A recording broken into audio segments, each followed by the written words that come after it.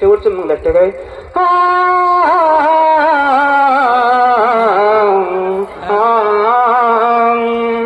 आता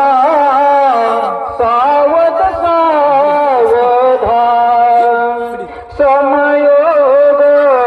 साधा सती